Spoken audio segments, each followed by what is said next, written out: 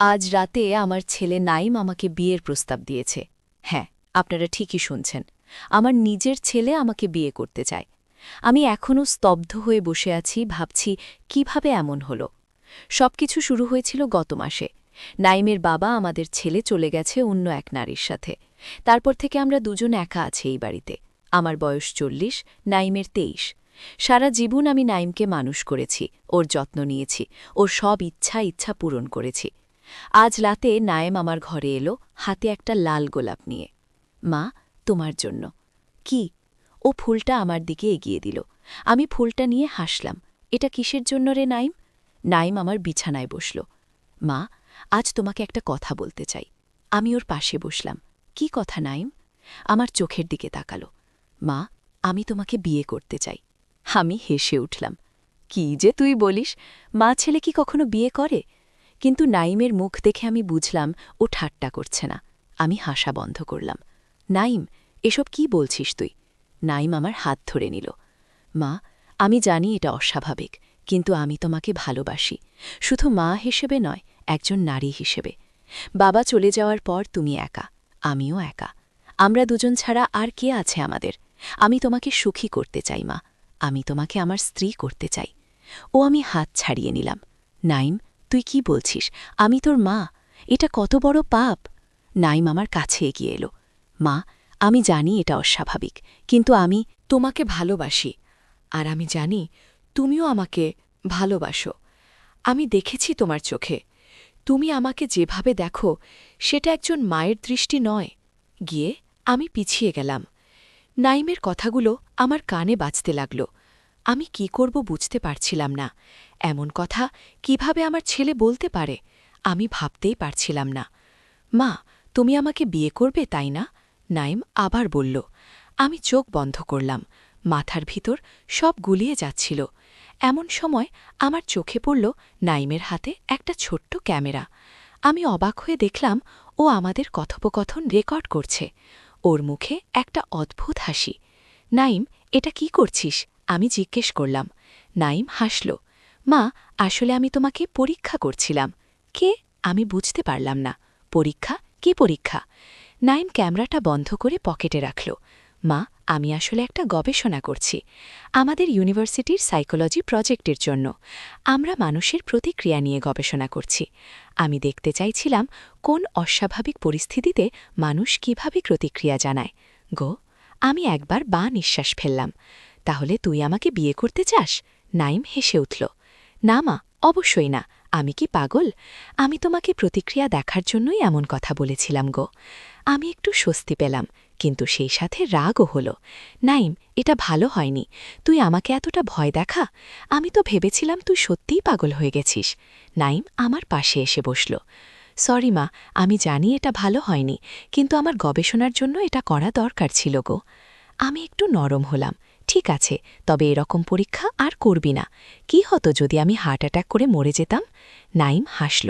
মা, তুমি এত দুর্বল নাও। আচ্ছা, তুমি বরং আমার গবেষণার কাজে সাহায্য করো। ও, কিভাবে? আমাদের এখন বের হতে হবে। আমার এর সাথে চলো। আমার অন্যান্য ক্লাসমেটরাও আছে। আমরা সবাই মিলে একটা জায়গায় যাব। সেখানে আরও কিছু পরীক্ষা নিরীক্ষা করব। ও, আমি একটু ভয় পেলাম। কোথায় যাব? আমাদের পুরনো বাড়িতে, আমরা যেখানে আগে থাকতাম, সেই গ্রামে। মনে আছে? গ্রামের বাড়িটা এখনও আমাদের আছে, যদিও আমরা সেখানে যাই না। সেখানে আমরা কিছু পরীক্ষা করব। আসবে তো? আমি ভাবতে লাগলাম, আমাদের গ্রামের বাড়িতে বহুদিন যাওয়া হয়নি। সেই বাড়িতে আমার অনেক স্মৃতি জড়িয়ে আছে। আমার বাবা মা সেখানেই থাকতেন। তারা মারা যাওয়ার পর বাড়িটা আমারই হয়েছিল, কিন্তু এই শহরে চলে আসার পর বাড়িটা ফাঁকা পড়ে আছে। নাইমের বাবা প্রায় বলতো যে বাড়িটা বিক্রি করে দিতে, কিন্তু আমি রাজি হইনি। এটা আমার পূর্বপুরুষদের ভিটে। ঠিক আছে, আমি যাব। আমি বললাম, দারুণ। আমরা কাল সকালেই রওনা দেব। রাত ৮টার ট্রেন ধরব। পরের দিন সকালে আমরা বাড়ি থেকে বের হলাম। আমি একটু চিন্তিত ছিলাম। নাইম কী ধরনের গবেষণা করছে? ও কেন আমাদের গ্রামের বাড়িতে যেতে চাইছে? কিন্তু আমি ভাবলাম, ওর পড়াশোনার জন্য যদি এটা করতে হয়, তাহলে করা যাক। অন্তত পুরনো বাড়িটাও দেখা হবে। আমরা ট্রেন ধরলাম। ট্রেনে আমি নাইমকে জিজ্ঞেস করলাম, তোর সাথে আর কারা আসবে? নাইম বলল, আমার 2 ক্লাসমেট। রাহাত আর সজল, তারা সোজা গ্রামে যাবে। আমরা ওদের সাথে সেখানে দেখা করব। ট্রেন যত এগোতে লাগলো আমার মন ততই খারাপ হতে লাগলো। এক অদ্ভুত আশঙ্কা আমাকে গ্রাস করতে লাগলো। আমার মনে হতে লাগলো নাইম আমাকে সব কথা বলছে না। ওর চোখে আমি এক অদ্ভুত চাহনি দেখছিলাম, যেন ও কোনো গোপন কথা লুকিয়ে রেখেছে। নাইম, তুই কি আমাকে সব কথা বলছিস? আমি জিজ্ঞেস করলাম। নাইম আমার দিকে তাকালো। হ্যাঁ মা, কেন, কি হয়েছে? কিছু না, আমার মনে হচ্ছে তুই আমাকে কিছু লুকোচ্ছিস। নাইম হাসল। মা, তুমি এখনও সেই কথা ভাবছ? আমি তোমাকে বলে দিয়েছি সেটা শুধু একটা পরীক্ষা ছিল। আমি কোনো অসুস্থ মানসিকতার নই, চিন্তা করো না আগে। আমি চুপ করে গেলাম, কিন্তু আমার অস্বস্তি কমল না। আমরা দুপুরের পর গ্রামে পৌঁছালাম। স্টেশন থেকে আমাদের বাড়ি প্রায় 2 কিলোমিটার দূরে। আমরা রিকশা নিলাম। আমি পুরনো বাড়ি দেখার জন্য উদ্বিগ্ন হয়ে উঠলাম। কত বছর পর দেখব। রিকশা আমাদের বাড়ির সামনে নামিয়ে দিল। আমার চোখে পানি এসে গেল। এই বাড়িতেই আমার শৈশব কেটেছে। আমার বাবা মা এখানেই আমাকে মানুষ করেছেন। এখানেই আমি নাইমের বাবার সাথে প্রথম দেখা করেছিলাম। কত স্মৃতি জড়িয়ে আছে এই বাড়ির সাথে। বাড়িটা পুরনো হয়ে গেছে, দেয়ালে ফাটল ধরেছে, উঠোনে জঙ্গল হয়ে গেছে। আমি দীর্ঘশ্বাস ফেললাম। এমন অবস্থা হয়েছে আমার পূর্বপুরুষদের ভিটের। চলো ভিতরে যাই। নাইম দরজার দিকে এগোলো। আমি ওর পিছনে চললাম। দরজায় তালা ঝুলছিল। নাইম পকেট থেকে চাবি বের করল। তোর কাছে চাবি আছে? আমি অবাক হয়ে জিজ্ঞেস করলাম। হ্যাঁ মা, আমি জানতাম আমরা আসব এখানে, তাই আগে থেকেই চাবি নিয়ে এসেছি। কিন্তু চাবি তো আমার কাছে ছিল, তুই কোথায় পেলি? নাইম একবার আমার দিকে তাকালো। বাবার কাছে ছিল, আমি ওর কাছ থেকে নিয়েছি। গো, আমি আর কিছু বললাম না, কিন্তু আমার মনে অস্বস্তি বাড়তে লাগল। নাইম তালা খুলল। আমরা ভিতরে ঢুকলাম। বাড়ির ভিতরটা অন্ধকার, লোডশেডিং চলছে বোধহয়। নাইম মোবাইলের ফ্ল্যাশ জ্বালল। আমি দেখি বিদ্যুৎ আছে কিনা বলে নাইম একটা সুইচ টিপল। বাতি জ্বলে উঠল। দেখো, বিদ্যুৎ আছে। আমি অবাক হলাম। এতদিন পর বিদ্যুৎ আছে কিভাবে? আমি বিদ্যুৎ বিলটা নিয়মিত দেই, আমাদের কাজে লাগবে বলে গিয়ে। আমি আরও অবাক হলাম। কেন নাইম বিদ্যুৎ বিল দিচ্ছে? ও কি নিয়মিত এই বাড়িতে আসে আমাকে না বলে? কিন্তু কেন? আমার কথা বলার আগেই নাইম বলল, মা, তুমি ততক্ষণ উপরের ঘরটায় যাও। আমি রাহাত আর সজলকে ফোন করে দেখি তারা কোথায় গো। আমি উপরে চলে গেলাম। এই ঘরটাই আমার ছিল, এখানেই আমি বউ হয়েছি। ঘরের দিকে তাকিয়ে আমার চোখে পানি এসে গেল, কিন্তু পরক্ষণেই আমি চমকে উঠলাম। ঘরটা পরিষ্কার পরিচ্ছন্ন, মনে হচ্ছে কেউ নিয়মিত এই ঘর পরিষ্কার করে। বিছানায় তাকিয়ে আমি আরও অবাক হলাম। সেখানে কিছু মহিলাদের পোশাক রাখা আছে। এগুলো কার? আমি ঘর থেকে বের হয়ে আসলাম। নিচে নেমে দেখলাম নাইম কারো সাথে ফোনে কথা বলছে। হ্যাঁ মা এসেছে। আমার সাথে না, এখনও কিছু বলিনি। হ্যাঁ, আজ রাতেই সব ঠিক হয়ে যাবে, না চিন্তা করো না। হ্যাঁ, তারপর আমরা বিদেশে চলে যাব। ও, আমি চমকে উঠলাম। নাইম, কার সাথে কথা বলছিস, কি বলছিস? নাইম চমকে গেল, ফোনটা কেটে দিল। কিছু না মা, রাহাতের সাথে কথা বলছিলাম গো। কি বলছিলি? বিদেশে যাওয়ার কথা? কি হচ্ছে এসব? নাইম এগিয়ে এলো। কিছু না মা, তুমি কি কিছু খাবে? আমি কিছু খাবার এনেছি গো। উপরের ঘরে মহিলাদের পোশাক কেন? ওই ঘরটা এত পরিষ্কার কেন? কি হচ্ছে এখানে নাইম? তুই কি নিয়মিত এখানে আসিস? নাইমের মুখ পাংশু হয়ে গেল। মা, আমি তোমাকে সব বলবো, কিন্তু আগে তুমি একটু জিরিয়ে নাও, তারপর কথা বলবো। ও না, আমি এখনই জানতে চাই। নাইম দীর্ঘশ্বাস ফেলল। ঠিক আছে। কি? ও টেবিলের উপর থেকে একটা ব্যাগ নিল। ব্যাগ থেকে কিছু কাগজ বের করল, আমার দিকে এগিয়ে দিল। এই নাও। আমি কাগজগুলো নিলাম। সেগুলো দেখে আমি চমকে উঠলাম। এগুলো ব্যাংকের কাগজপত্র, জমির দলিল আর আমার মৃত্যুর পর সম্পত্তির মালিকানার কাগজ। এগুলো কি নাইম? এগুলো কোথায় পেলি? নাইম আমার দিকে তাকাল। ওর চোখে এক অদ্ভুত দৃষ্টি। সেই দৃষ্টি দেখে আমার শরীর শিউরে উঠল। মা, তুমি আমাকে ইউনিভার্সিটিতে পাঠাতে চেয়েছিলে, কিন্তু তোমার কাছে টাকা ছিল না। বাবা তোমাকে ছেড়ে চলে গেছে। আমার টিউশন ফি, থাকার খরচ সব তুমি একাই বহন করছ। আমি জানি তুমি কত কষ্ট করছ। ও তাই আমি ভাবলাম, কেন আমরা এই গ্রামের বাড়িটা বিক্রি করে দিই না? এটা বিক্রি করলে আমরা অনেক টাকা পাব। কিন্তু তুমি রাজি হওনি কখনো গো।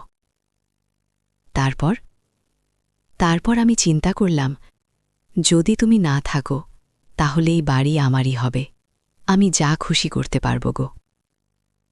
আমি চমকে উঠলাম। কি বলছিস তুই নাইম? হ্যাঁ মা, আমি তোমাকে মেরে ফেলার পরিকল্পনা করেছিলাম। তোমার মৃত্যুর পর আমি এই বাড়ি বিক্রি করে দিতাম, সেই টাকা দিয়ে বিদেশে চলে যেতাম গো। আমি বিশ্বাস করতে পারছিলাম না, আমার ছেলে আমাকে মেরে ফেলার পরিকল্পনা করেছে। আমার পা কাঁপতে লাগল। কিন্তু তারপর আমি ভাবলাম, এতে অনেক ঝামেলা হবে। পুলিশ তদন্ত করবে, আমাকে সন্দেহ করবে। তাই আমি অন্য পরিকল্পনা করলাম। কি পরিকল্পনা? আমি মিতাকে বিয়ে করব। মিতা আমার ক্লাসমেট, ও তোমার মতোই দেখতে, বয়সেও তোমার মতো, 40 বছর। আমরা তোমাকে এই বাড়িতে আটকে রাখব, আর মিতা তোমার পরিচয় নিয়ে শহরে ফিরে যাবে। সবাই ভাববে তুমি ফিরে গেছ, আসলে তুমি এখানে আটকা পড়ে থাকবে। আর মিতা তোমার নামের সব সম্পত্তি বিক্রি করে দেবে। তারপর আমরা দুজন বিদেশে চলে যাব। ও, আমি শিউরে উঠলাম। আমার নিজের ছেলে আমার সাথে এমন করবে? আমি যে ওকে এত ভালোবাসি, আমি যে ওর জন্য সব কিছু করতে পারি। মা, চিন্তা করো না, তোমাকে মারা হবে না। তুমি এখানেই থাকবে, আমি তোমাকে খাবার দেব। কেউ জানবে না তুমি এখানে আছো। আমরা যখন বিদেশে চলে যাব তখন তোমাকে মুক্তি দেব গো। আমি কোনো কথা বলতে পারছিলাম না, আমার সারা শরীর কাঁপছিল। কিন্তু নাইম, তুই আমাকে বিয়ের প্রস্তাব দিয়েছিলি কেন? সেটা কি তোর পরীক্ষার অংশ ছিল না? নাইম হাসল। হ্যাঁ মা, সেটা একটা ভাগ ছিল। আমি তোমাকে ভয় দেখাতে চেয়েছিলাম। তুমি যদি সেই প্রস্তাবে রাজি হতে, তাহলে আমি তোমাকে এখানে নিয়ে এসে বন্দি করে রাখতাম। আর যদি রাজি না হও, তবুও আমি তোমাকে এখানে নিয়ে আসতাম, যা আমি এখন করেছি।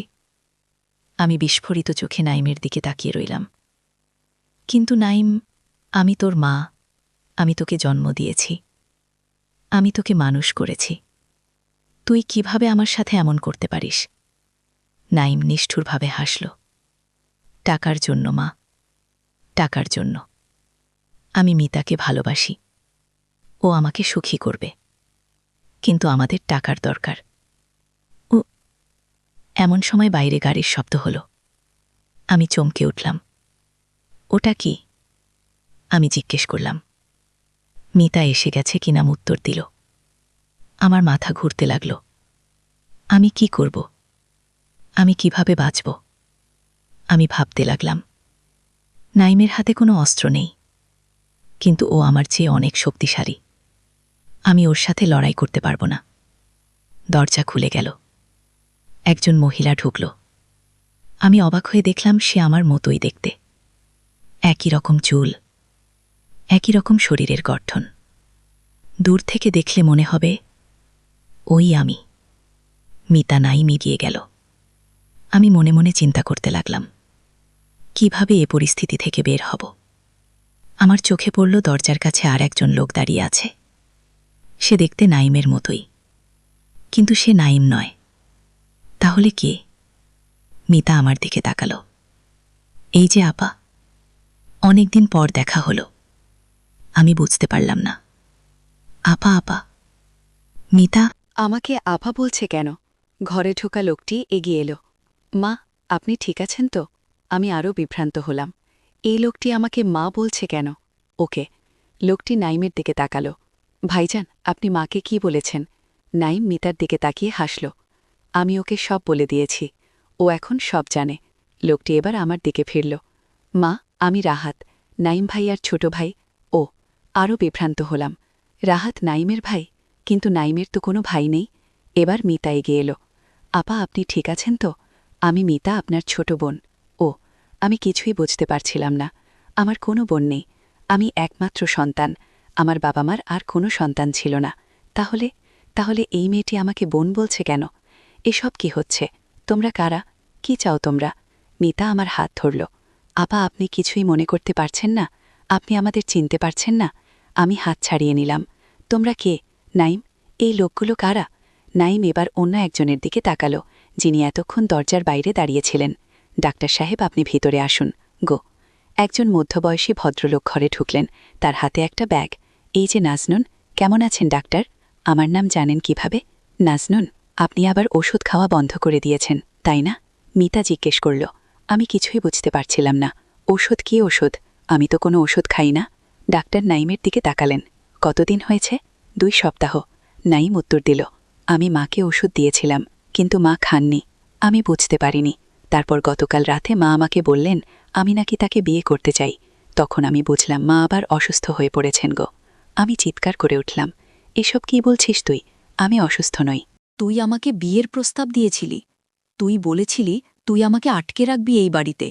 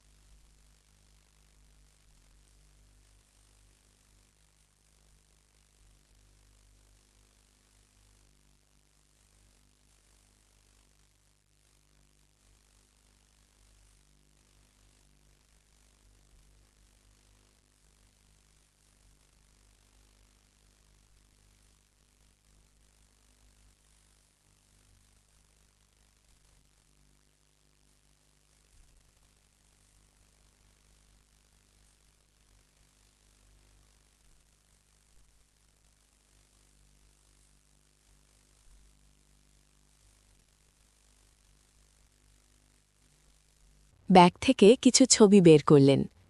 এই যে নাজনীন, এগুলো দেখুন। আমি ছবিগুলো নিলাম।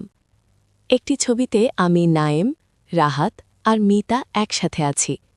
কিন্তু আমি দেখতে অনেক ছোট। আমি ৩০ বছরের মতো দেখাচ্ছি, ৪০ নয়। অন্য একটি ছবিতে আমার বাবা মা আছেন। তাদের সাথে আমরা ৪ জন। এটা সম্ভব নয়। এগুলো ফটোস করা ছবি। আমি চিৎকার করে উঠলাম। ডাক্তার মাথা নাড়লেন। না নাজনীন, এগুলো আসল ছবি। আপনার একটি মানসিক রোগ আছে। এটার নাম ডিলিউশনাল ডিসঅর্ডার।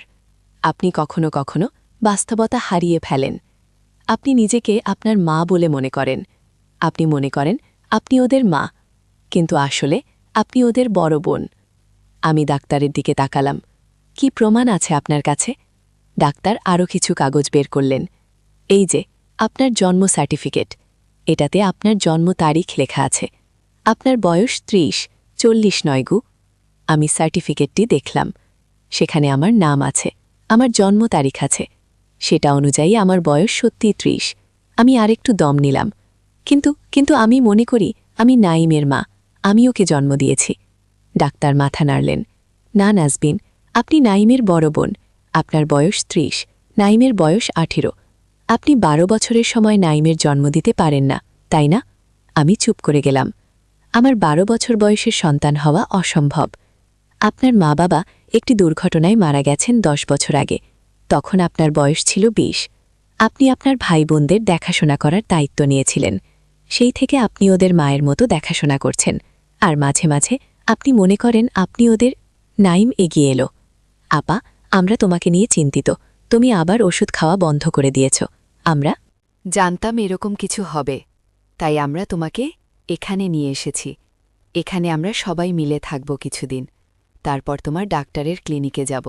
সেখানে ডাক্তার তোমাকে আবার সুস্থ করে তুলবেন। ঠিক আছে। আমি ধীরে ধীরে মাথা নাড়লাম। আমি এখনও বিভ্রান্ত।